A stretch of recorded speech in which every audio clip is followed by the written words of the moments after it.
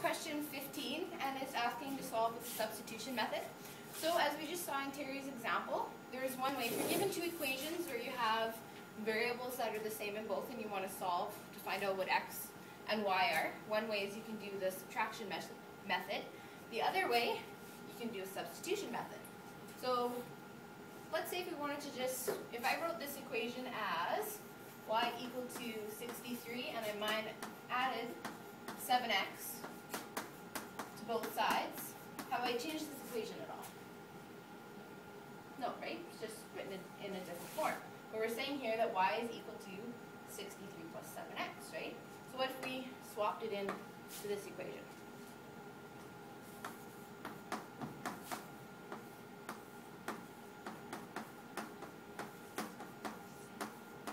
Have I changed that equation at all? But now we're only left with one variable, right? So then we can solve for x this way. So what would be the next thing that I'd want to do that if I was solving for x? Multiply up to 7. Good.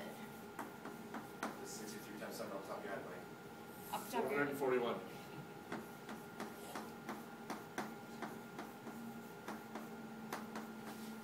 Is my math right? Yeah. Okay, what would be my next step then?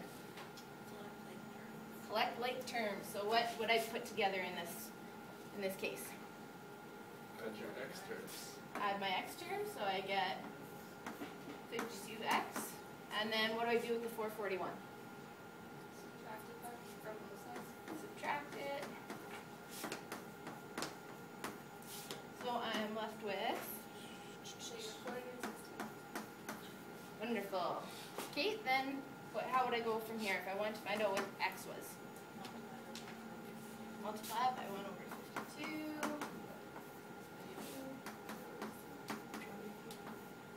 So then I'm left with, multiply that out, x equal to negative 416 times, which I get negative 8. So we just found out that x is equal to negative 8. So how could I find out if I still, because I still don't know y, right? So how could I find that out? Substitute your negative 8 into your isolated y equation. Perfect. Then we go with y equal to 63, 7 times negative 8. And with all the correct math, what am I left with? 7. Good. And what if we wanted to check if this was right? How could we do that?